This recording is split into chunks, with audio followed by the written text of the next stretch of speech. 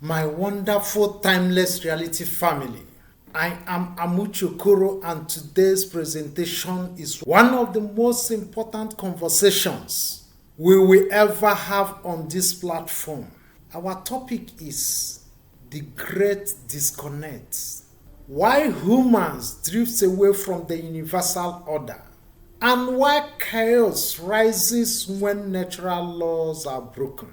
In this discussion, we will go deep into the mystery of creation, deep into the laws that govern existence, deep into the activities of the elemental beings, and deep into the consequences of our choices as human spirits. This is not just another motivational talk. No, this is a wake-up call. A call for humanity to return to alignment with the eternal order that sustains life. I will break them into sections. Section 1, let us talk about the universal order, the hidden structure of creation. Let us go. Everything in creation, everything moves according to immutable natural laws. The laws are immutable. These laws are not man-made. They existed long before man stepped into this earth, and they will continue long after we leave. These laws operate in the growth of a seed into a tree, the rivers flowing into the oceans, the orbiting of the planets, the functioning of your body, the birth, the growth, and departure of every human being. Nothing is random. Nothing is without guidance. Beyond the physical world we see, there are elemental or substantial beings, living helpers of nature. They are responsible for shaping the forms in nature, guiding growth, maintaining balance, and ensuring harmony. These elemental beings or substantial beings, they do not have what we call free will like we human beings that have free will, that we can do anything we like. So they cannot disobey natural laws. They are absolute servants of the law. They serve the law, they serve the natural laws. But we, human beings, who should consciously align with these laws, we ignore them, distort them, and even fight against them. And this is that great disconnect. Section 2 of the discussion, how humanity drifted away. Yes, we call it civilization, we call it modernity, we call it progress. But in the process, we have cleared sacred forests without respect. We have blocked natural waterways. We have built cities on floodplains, polluted the air, the rivers, and even the spiritual atmosphere. We have ignored intuition. We have mocked the warnings of creation. We have replaced spiritual alertness with intellectual arrogance. The elemental beings continue their lawful work, but we disturb their fields of operation. We disrupt their pathways. We weaken their harmonious movement. And when natural harmony is stretched too far, the elemental beings initiate a realignment, not in anger, but in obedience to natural laws. And what we call natural disasters are often the consequences of our violations, not acts of punishment. Because before any major realignment, warnings are always given. Sometimes through intuition, sometimes through dreams, sometimes through unusual signs in nature, even animals which may be near us, sometimes through that quiet inner voice. But because humanity has become spiritually deaf, we do not hear these warnings. We only feel the consequences. Section 3 of the discussion, where I put it that the law respects no one. One of the most comforting and frightening truths about natural laws is this: The law respects no nation.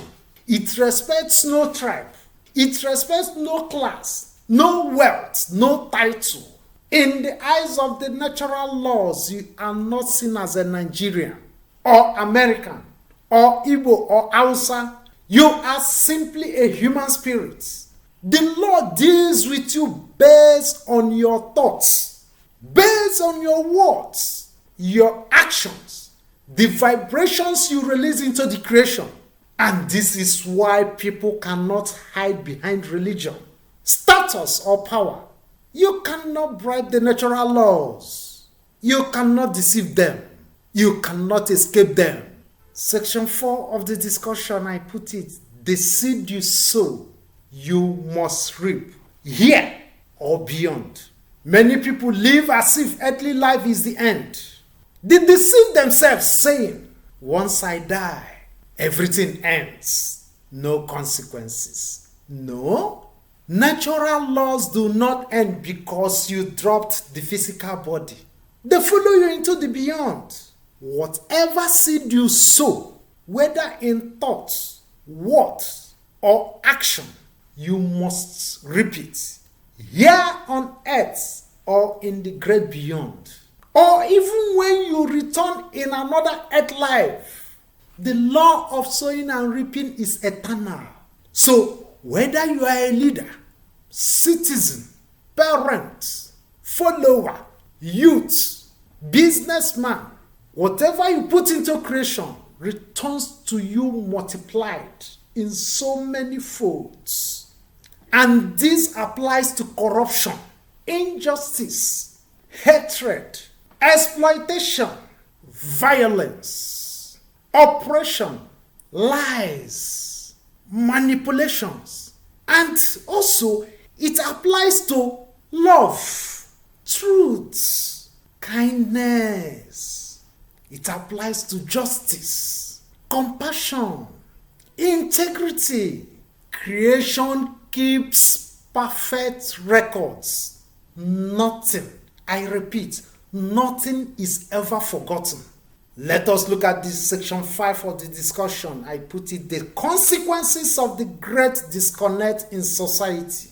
Look around the world today.